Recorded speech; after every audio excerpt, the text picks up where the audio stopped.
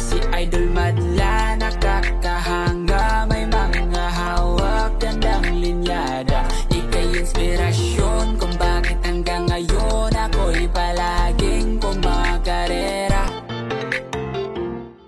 Welcome back mga kalapatid, dito sa Madalop TV. For today's video, kukunin na natin ang mga young bird na to kasi nga late na tayo sa pagkuha sa kanila. So alos ano na to, overage na to dito. Ayan, masyado nang mahaba mga buntot para dito mga kalapatid. So ayan yung una nating ibon. Ganda na ito. Ito tingin ko Tiger Grizzle nga talaga labas. Ayan o. Kasi kung makikita nyo, yan o, yung bagwis niya talagang black na black. Yung buntot niya, itim na itim din. Ayan o, gandang ibon mga kalapatids. Nalagay na ngayon natin to dito sa kabilang section. Ayan. Nasubuhan ko na kanina ng ano to ng vitamins. Hindi ko makita yung selfie stick ko. Hindi ko tuloy mapapakita ng buo sa inyo. Pero try kong ipitin. Ayan, dito muna tayo. Hita Gaming, inipit ko lang sa Hita. So ito yung bagwis niya mga kalapatids. Ayan o, talagang black na black, gandang ibon. Sa kabila, ganun din. Ayan o. Tapos yung buntot niya talagang all black na all black. Ayan, kaya siguro lamang na mag ano to, Tiger Grizzle. Ayun, sakto nakuha na natin ng formula kung paano magpalabas ng Tiger Grizzle. Ngayon alam ko na. So makakapagparami na tayo ng ganitong kulay. Ayan. Sana susunod wala lang white flight kasi may white flight to So maganda to pag walang white flight. So dito na siya sa kabilang section. Dito kasi maganda na arawan. Ayan o. Nag-reflect yung sinig ng araw papunta dito sa cage. Ayan. So dito na natin lilipat kasama ng kapatid niya. So kana, galingan mo boy. Yan, ayan, ang gandang ibon mga kalapatid. So Tiger Grizzle, diba?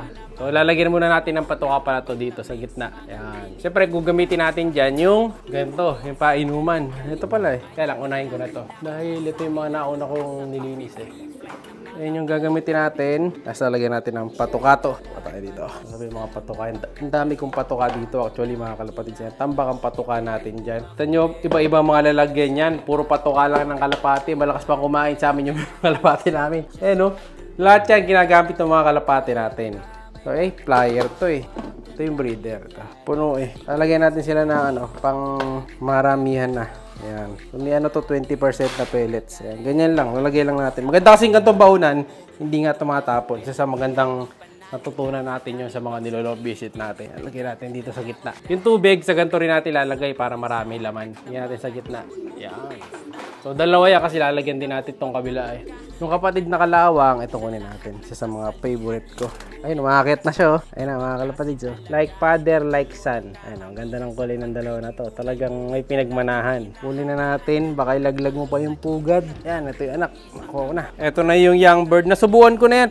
Tingin ko babae ito. Mukha siyang babae mga kalapatid. Maliit ang katawan ko para dun sa isa. Mas macho yun Kaya sa tingin ko nasa ano na to, 80% hen. Kaso minsan nagpaparehong nagpaparehong kayo magkapatid mag-nestmate. Pero tingnan natin na lang. Ito sinubuhan ko na rin sila ng ideal na pula sa puti. Tatlo, sabay-sabay na yan. So welcome ka na dito. Pasok. Off color. Yan So dalawa na off color natin na ibon ngayon dito. Parehong maganda. Mga flyer natin to. Diretso to mga kalapatid sa Dreamloft. Ayan. Sara na natin. Kunin natin yung next bird. Ito lalagay na rin natin dyan. Mukhang pwede natin dalawa Ayan, tatanggalin ko na rin itong pugad na to. Wala na to. Ayun, kunin na natin yung dalawang white. So sabay-sabay tayong lilipat. Tara na boy. Yeah. Ayan sarado na ilalim ng bagwis. Ayan pag ganyan sarado na, pwede na lipat yan. Pangawat na. Mas matanda yung dalawa kanina. Ayan, against the light tayo. Ang ganda ng mga ibon young bird. Ito yung white Vandenbroek natin. Yung unang grizzle na white Vandenbroek, nilagay na natin. Yung second na white Vandenbroek, ito na. Ito, tingin ko parang ito babae rin tong isa na to. So, laging pangalawang dukot natin babae. Pero may pa bagwis nila Pero sarado na yung ilalim ng mga pakapak niyan. Kaya pwede na rin. Yan, lagyan na natin. Saka na boy. Alright. Puro off color mga kalapatid. Yan mga white Vandenbroek. Sa kabila, ang ating super off color. Kalawang, cross, Alphonse, Vandenbroek naman. Ay, ganda ng mga kulay. Puro hindi kulay So, meron na tayong 2 pairs. Hanapin ko pa yung mga pwede pa nating lipat. Pero sara ko muna yung mga kulungan baka tumakas. Yan. Natin lagay. Hindi pa umiitlog to. Ito maaga umiitlog So ito makapag-breed ulit tayo sa susunod. So 12 yan nag-itlog. So sa February. Okay na mapipisa na. Malapit na. 24 na Ilang araw na lang. Pisa na rin kagad yung mga anak niya na susunod. Ito maliliit pa. Palit pugad na lang tayo dyan. Ito maliit pa Palitan na lang natin ang pugad. Madami na. Ito, dalawa to Yan yung isa. Nasa kabila. Ayan, palit pugad na rin. Ito, meron pa palang isa dito. Anak nung itim.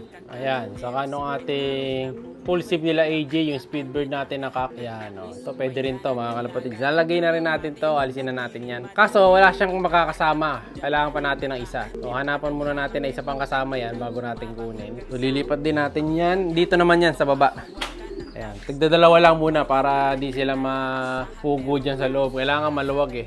Para nakaka-relax sila dyan. Ito, kita nyo yung dalawa na to, relax lang. Dapat ganyan eh. Ganda ng dalawa na to, yung mga puti na to na itim ang mga ulo. Diba? Tagdadalawa lang. Ito, may bakante na rin ako dito. Lalagyan din natin yan. Tagdalawa rin per butas. Para hindi sila crowded. Maganda yung ganyan, nakakapagpagpagpag. Tapos pag maga, bibilad natin doon sa labas. Ayan. May isa akong cage na sobra. Ayan. Lalagyan natin yan dun sa labas. Kaso mahangin kasi ngayon eh, no? Grabe ang lakas ng hangin ngayon. Kaya ang hirap din magte-train ng mga ibon ngayon. Kukuha pa tayo ng ibang ibon pa. Meron pa isa dito sa labas. Yung anak nung Alphonse Colson. Jermaine Imbrek. Ito. Kabila. Ayan. Ito pa pala. Ito. Kaso ito, kukunin na to sa darating na Sabado. Ayan, kasi nakasalang to sa natin eh.